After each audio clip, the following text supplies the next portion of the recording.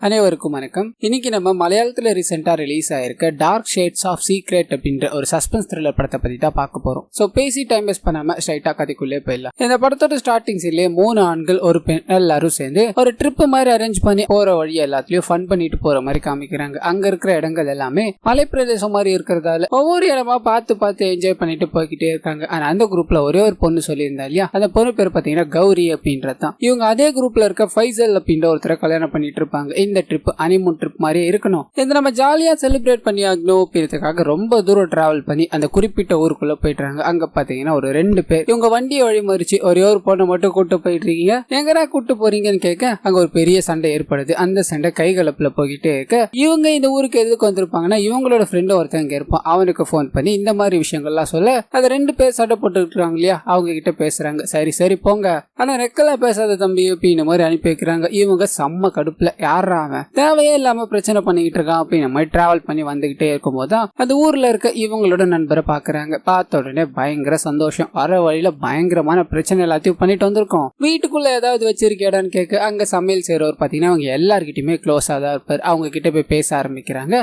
ஆனா அப்படியே கட் பண்ணி அன்னைக்கு நைட்டு சந்தோஷமா போற மாதிரியும் அடுத்த நாள் காலையில இவங்க குரூப்பா கிளம்பிட்டுறாங்க. ஒரு ட்ரிப் மாதிரி பிளான் பண்ணிட்டு காட்டுக்குள்ள கிளம்புறாங்க. அண்ட் போறதுக்கு முன்னாடி அட்டைப்பூச்சிக்கிட்ட இருந்து தப்பிக்கணும் அப்படின்ற மாதிரி உப்பு எல்லாத்தையும் எடுத்துக்கிட்டு பயங்கர செட்டப்போட அங்க ஜாலியா சுத்திக்கிட்டு இருக்காங்க. அண்ட் உள்ள போக போக பயங்கர காட்டு பகுதியா இருக்கும் இல்லையா, அப்போ ஃபாரஸ்ட் ஆபீசர் துணை இல்லாம போக முடியாது. ஃபாரஸ்ட் ஆபீசர் கிட்ட எதுக்கு சொல்லிட்டு வந்துட்டுடா அப்படின்னு மாதிரி இவங்களோட ஃப்ரெண்ட் இருக்கா இல்லையா, அங்கேயே இருக்கிற நபர் அவர் போய் ஃபாரஸ்ட் ஆபீசர் கிட்ட சொல்ல அவரும் எந்த பிரச்சனையும் வரக்கூடாதுப்பா, யாரும் பாக்கல உங்களை, சரி போங்க அப்படின்னு மாதிரி அனுப்பி வைக்கிறார். ஆனா அங்க இருந்து கட் பண்ணா ரொம்ப தூரம் நடந்து போற மாதிரி காமிக்கிறாங்க. அண்ட் போற வர எல்லா இடங்களிலுமே பாத்தீங்கன்னா கப்பல்ஸ் இருப்பாங்க இல்லையா, அவங்க ரொமான்ஸ பண்ணிக்கிட்டு அந்த பயணத்தை ஜாலியா ஆக்கிக்கிட்டே இருக்காங்க. ஆனா அந்த சமயத்துல அந்த குரூப்ல பாத்தீங்கன்னா ராபின் அப்படின்னு ஒரு நபர் இருப்பார். கௌரிய பார்த்து ஒரு மாதிரி கண்ணசிச்சுக்கிட்டே இருக்க அவங்க பயங்கர கடுப்பாயிடுறாங்க. இந்த விஷயத்தை யார்கிட்டயும் சொல்லாம மனசுக்குள்ளே வச்சுக்கிட்டே இருக்க ஒரு மாதிரி அப்செட்டாவே இருக்காங்க. தண்ணி நிறைய போகிட்டு இருக்கும் ஆறு மாதிரி. அந்த இடத்துல உட்காந்து ஏதோ ஒரு விஷயத்த யோசிச்சுக்கிட்டே இருக்க மறுபடியும் அந்த ராபின் வந்து இவங்க கிட்ட ஏதோ தனியா பேசுற மாதிரி காமிக்கிறாங்க. என்ன பேசுறாங்க அப்படின்றது கேட்காது. அண்ட் பக்கத்துல இருக்க எல்லாருமே ஏதோ ரகசியம் பேசுறீங்க போல, உங்க 2 பேருக்கு என்ன ஆச்சுன்னு கேட்க அதெல்லாம் ஒண்ணும் இல்லடா, ராபின் கிட்ட போட்டோ எடுக்க சொன்ன, அவன் இந்த மாதிரி எல்லாம் பேசிக்கிட்டு இருக்கா அப்படின்ற மாதிரி இந்த டாக்க இதோட நிறுத்திட்டு மறுபடியும் இவங்க டிராவல் பண்ண ஆரம்பிக்கிறாங்க. ஆனா அங்க இருந்து கட் பண்ண ஒரு ஆறு மாதிரி இருக்கும். அந்த இடத்துல குளிக்கணும்ன்றதுக்காக எல்லா பசங்களும் ட்ரெஸ் எல்லாத்தையும் கட்டிட்டு ஜாலியா குளிச்சுக்கிட்டே இருக்க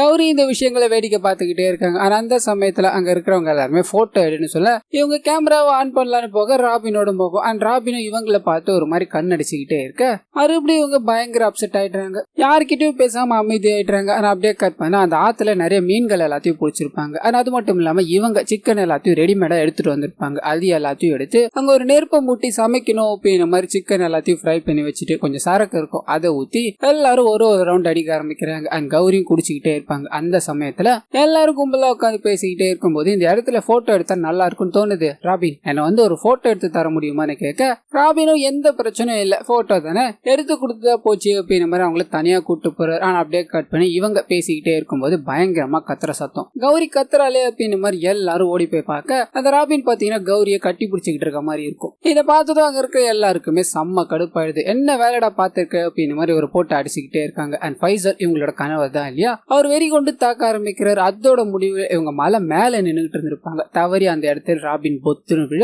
மண்டை உடஞ்சி செதற மாதிரி சத்தம் கேக்குது. இவங்க பயத்துல அப்படியே நின்றுட்டு இருக்காங்க. இந்த சீன் கட்டாய் அடுத்த நாள் காலையில அந்த ராபினோட டெட் பாடியை பார்த்து போலீஸ்காரங்க எல்லாம் அங்க வந்துடுறாங்க. யாரு அவருன்னு தெரியல, இங்க இறந்து போய் கிடக்குறாரு அப்படின்ற மாதிரி அவரோட டெட் பாடி எடுத்து விசாரிக்க ஆரம்பிக்கிறாங்க. அண்ட் உள்ள கூட்டு போனா அந்த கும்பல் காணாமையே போயிட்டு இருப்பாங்க. அவங்க எங்க போனாங்க என்ன ஆனாங்க அப்படின்றது யாருக்கும் தெரியல. அந்த டெட் பாடி கிடைச்சிருக்கு, இதுக்கு மேல எப்படி நம்ம லீட கண்டுபிடிக்கிறது அப்படின்னு மாதிரி யோசிக்கும் போது தான் ஒரு டீ கடைக்காரர் பாத்தீங்கன்னா அவங்கள நான் பாத்திருக்கேன் அப்படின்னு மாதிரி சாட்சி சொல்ல வர்றாரு. அவரை விசாரிக்கும் போது அவர் பாத்தீங்கன்னா ஒரு சின்ன விஷயத்த சொல்ல ஆரம்பிக்கிறார். இந்த 4 பேர் இருக்காங்க இல்லையா, இந்த 4 பேருமே அந்த ஊருக்கு போறதுக்கு முன்னாடி இவரோட கடையில தான் வந்து டீயை குடிச்சிருப்பாங்க. ஆனா அப்படி குடிச்சுக்கிட்டே இருக்கும்போது இந்த நபர் கூட பேச ஆரம்பிக்கிறார். ஆனா அது மூலமா அவங்க எங்க போறாங்க, எல்லாரும் எந்தெந்த ஊர்ல இருந்து வந்திருக்காங்க அப்படின்ற விஷயத்த எல்லாத்தையும் தெரிஞ்சுக்கிறார். இங்க சாப்பிட்டு போனா நல்லா இருக்கும், நான் இங்க நிறைய செஞ்சு வச்சிருக்கேன்பா சாப்பிடுறீங்களான்னு கேட்க இல்ல எங்களோட ஃப்ரெண்டோட வீட்டுல நிறைய சாப்பாடுலாம் இருக்கு, நாங்க கிளம்புறோங்க அப்படின்ற மாதிரி கிளம்பிட்டு இருப்பாங்க. அண்ட் இவங்களுக்கு பின்னாடி ஒரு 2 நபர் பாத்தீங்கன்னா இவங்க பேசுற எல்லா விஷயங்களையும் கவனிச்சிருப்பாங்க. பாத்தியாடா ஒரு பொண்ணு கூப்பிட்டுக்கிட்டு 4 பேர் போறாங்க, அவங்க நம்ம ஊர் வழியா தானே போனாங்க,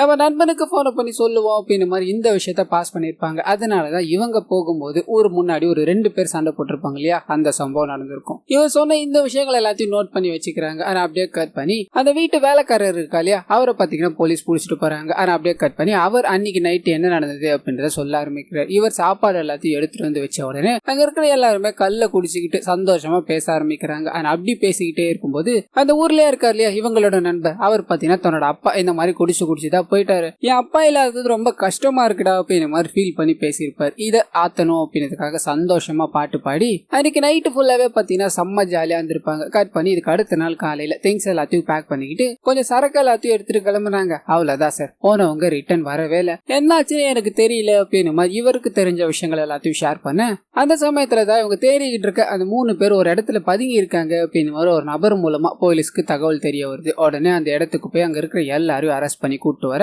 அந்த இடத்துல அந்த பொண்ணை மட்டும் காணும். இவங்க 3 பேரையும் அடிச்சு விசாரிச்சு பாக்குறாங்க. உண்மையை சொல்லுடா அப்படின்னு மாதிரியும் கேட்டு பார்க்க இவங்க முதல்ல எங்களுக்கு எதுவுமே தெரியாது, யாரை பத்தி பேசிக்கிட்டு இருக்கீங்க அப்படின்னு மாதிரி நடிச்சாலும் அதுக்கப்புறம் போக போக சில உண்மைகளை சொல்ல ஆரம்பிக்கிறாங்க. அது என்ன அப்படின்னா நாங்க 4 பேர் சேர்ந்துதான் போனோம். அப்படி போய்கிட்டே இருக்கும்போது மலை உச்சியில போட்டோ எடுக்கணும்னு போனோம், தெரியாம தவறி விழுந்துட்டான், மத்தபடி எதுவும் பண்ணல சார். அவன் அப்படி கீழே விழுந்து இறந்து போயிட்ட உடனே எங்களுக்கு என்ன பண்றதுன்னு தெரியல, செம்ம பயமாயி இந்த மாதிரி காரியங்கள் எல்லாத்தையும் பண்ணிட்டோம்னு சொல்ல ஆனா கேட்டுக்கிட்டு இருக்கவர் பாத்தீங்கன்னா நம்புற மாதிரியே தெரியல. உண்மையை சொல்லுங்கடா, நீங்க தானே அவனை கொலை பண்ணீங்க, அவனை கொலை பண்றதுக்கு தானே நீங்க கூட்டு வந்தீங்க அப்படின்னு மாதிரி நோண்டி விசாரிச்சுக்கிட்டே இருக்கும்போது அப்பதான் ஒரு க்ளூ ஒண்ணு கிடைக்குது. இறந்து போன அந்த நபரோட இன்ஸ்டா பேஜை செக் பண்ணி பார்க்கும்போது அன்னைக்கு நைட்டு பாத்தீங்கன்னா ஒரு செல்ஃபி எடுத்து போட்டிருப்பாரு. அதுல அந்த கௌரி இருக்கிற மாதிரி மென்ஷன் ஆயிருக்கும். இந்த கௌரியை இவங்க எங்கேயுமே மென்ஷன் பண்ணிருக்க மாட்டாங்க. நீங்க 4 பேர் தானே சொன்னீங்க, இந்த பொண்ணு இருக்கிறத ஏன்டா சொல்லல அப்படின்னு மாதிரி அடிச்சு விசாரிக்க அப்பதான் சில விஷயங்களை கொட்ட ஆரம்பிக்கிறாங்க. அந்த நபர் மேல இருந்து கீழே விழுந்து இறந்து போயிட்டா இல்லையா, இதனால எல்லாரும் பயங்கர அப்செட். நம்ம போலீஸ் கிட்ட போயிடலாம், அவங்க இதெல்லாத்தையும் பாத்துப்பாங்க, அவன் தெரியாம தானே விழுந்தான் அப்படின்னு நம்மளாம் சொல்ல இங்க இருக்க கௌரியும் அதெல்லாம் வேணாண்டா,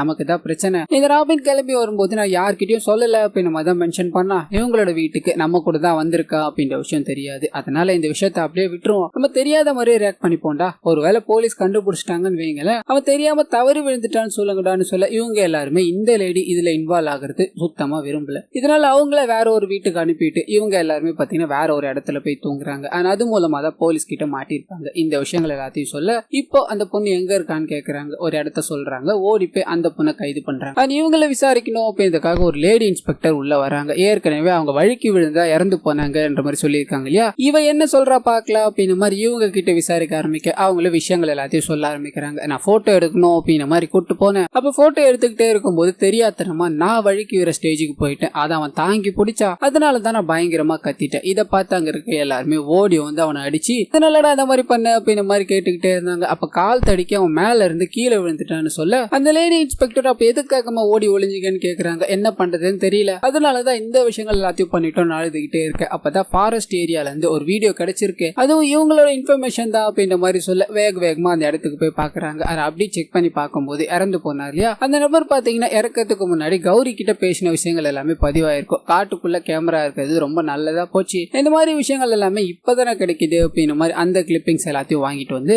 அந்த லேடி இன்ஸ்பெக்டர் பாத்தீங்கன்னா ஃபுல்லா செக் பண்ணி பாக்குறாங்க. அதுல சில லீட் கிடைக்குது. முதல் லீட் என்ன அப்படின்னா Facebookல ஒரு கடைசியா ஒரு போஸ்ட் போட்டிருப்பா இல்லையா, அதுல கேப்ஷனா she will tell the secret அப்படின்னு மாதிரி ஒன்னு போட்டிருப்பார். அந்த விஷயத்த நோட் பண்ணிக்கிறாங்க. ஆனா அது கூடவே அந்த ஃபாரஸ்ட்ல பதிவான வீடியோ இருக்கு இல்லையா, அதை பார்த்திருப்பாங்க. அதுல பாத்தீங்கன்னா கௌரி இவர்கிட்ட கோவமா பேசுற மாதிரியும் அண்ட் ராபின் போன்ல ஏதோ பண்ற மாதிரியும் சில விஷயங்கள் பதிவாயிருக்கும். கண்டிப்பா அவ ஏதோ ஒரு விஷயத்த மறைக்கிறான்னு நினைக்கிறேன், அவன் மூலமா தான் இது உண்மைகள் எல்லாமே தெரிய வரணும் அப்படின்றதுக்காக மறுபடியும் அவங்க கிட்ட போய் இந்த விஷயங்கள் எல்லாத்தையும் காமிச்சு நீ கையும் கழுவுமா ஆதாரத்தோட மாட்டிக்கிட்டமா, அப்ப என்ன நடந்தது அப்படின்றத உண்மையை சொல்லணும், இல்லன்னு வையன் முதல்ல இவங்க அதெல்லாம் இல்ல இதான் நடந்தது அப்படின்ற மாதிரி என்னென்னமோ சொல்லி பார்த்தாலும் நம்ம தயாரா இல்ல. ஆனா அதுக்கப்புறமா உண்மைகள் இப்ப ரிவீல் ஆக ஆரம்பிக்குது. இந்த எல்லா பிரச்சனைகளும் ஆரம்பமானது எங்கன்னா இந்த ட்ரிப்புக்கு முன்னாடி நாள் தான். இந்த கௌரி இருக்காங்க இல்லையா, ஃபைசல் ஆபீஸ் போனதும் வேற ஒரு நபர் கூட தொடர்புல இருப்பாங்க, அதுவும் அவங்களோட வீட்லயே. இந்த விஷயங்கள் தெரியாத ராபினும் ஃபைசலை பார்க்கணும் அப்படின்ற மாதிரி வீட்டுக்கு வர வீட்டுல ஆளே இல்ல. என்னடா ஒருத்தரும் கதவை திறக்க மாட்டாங்களே ஜன்னல் வழியா போக அங்க பாத்தீங்கன்னா கௌரி ஏதோ ஒரு நபர் கூட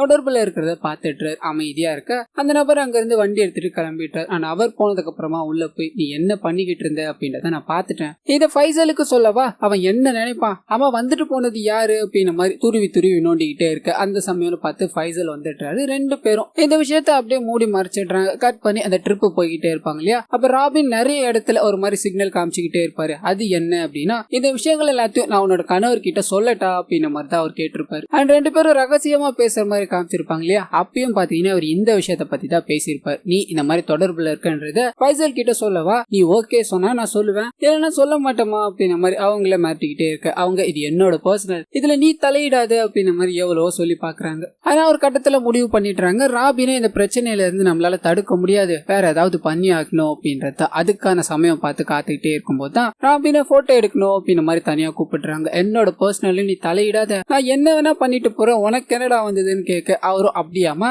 இது எல்லாத்தையும் நான் அவங்கிட்ட சொல்றேன், அதுக்கப்புறமா உங்களோட பர்சனல் என்ன அப்படின்றத நீங்க பாத்துக்கோங்க, சரி போட்டோ எடுக்க தானே கூப்பிட்டா, இல்ல நான் உனக்கு ஒரு போட்டோ எடுத்து தரேன் அப்படின்ற மாதிரி இவர் அப்ப செல்ஃபி எடுத்தா இல்லையா, அந்த செல்ஃபியை சோசியல் மீடியால அப்லோட் பண்ணிட்டு இவங்களை போட்டோ எடுக்கணும் அப்படின்ற மாதிரி கிட்ட போறாரு. அப்ப தவறுதலா இவங்க வழிக்கு விடணும்னு போறதால அவர் கையை பிடிச்சி தூக்கி விட்டுறாரு. கத்துறாங்க, எல்லாரும் ஓடி வராங்க. என்னடா பண்ணிக்கிட்டு இருக்கன்னு போட்டு அடிக்க இவரும் நான் சொல்றதை கேளுங்கடான்னு பேசிக்கிட்டே இருப்பார். ஆனா அந்த சமயம்னு பார்த்து கௌரி இருக்காங்க இல்லையா, அவங்க தான் பிடிச்சி தள்ளி விட்டுட்டு இருப்பாங்க. இந்த விஷயம் கூட இருந்த யாருக்குமே தெரிஞ்சிருக்காது. என்னோட வாழ்க்கையில என்ன இருக்கணும் என்ன இருக்க கூடாது அப்படின்னு முடிவு பண்ண வேண்டியது என்ன, என் பிரைவசில அவன் தலையிடணும்னு நினைச்சான். அதனாலதான் இந்த வாய்ப்பை பயன்படுத்தி நான் அவனை கொலை பண்ணிட்டேன்னு சொல்ல கேட்டுக்கிட்டே இருந்த இன்ஸ்பெக்டரும் ஒரு மாதிரி பாக்குறாங்க. இப்படி ஒரு பொண்ணா அப்படின்னு மாதிரி அவங்கள கைது பண்ணி கூட்டு போக ராபின் கூட இவங்களோட நண்பர்கள் இருந்த மாதிரி காமிக்கிறாங்க. சந்தோஷமா இருந்த கேங்க ஒரு பொண்ணு வச்சுக்கிட்டு இருந்த அஃபேரால இப்படி கலைஞ்சு போச்சு அப்படின்னு மாதிரி காமிச்சு இந்த படத்தை பாத்தீங்கன்னா இதோட முடிக்கிறாங்க. சோ கண்டிப்பா இந்த படம் உங்க எல்லாருக்கும் பிடிச்சிருக்கோம் அப்படின்னு மாதிரி நம்புறேன். இதே மாதிரி நிறைய மூவிஸ் அண்ட் சீரிஸோட எக்ஸ்பிளனேஷன் நீங்க பார்க்கணும்னு ஆசைப்பட்டீங்கன்னா மறந்துடாம நம்ம சேனலை சப்ஸ்கிரைப் பண்ணி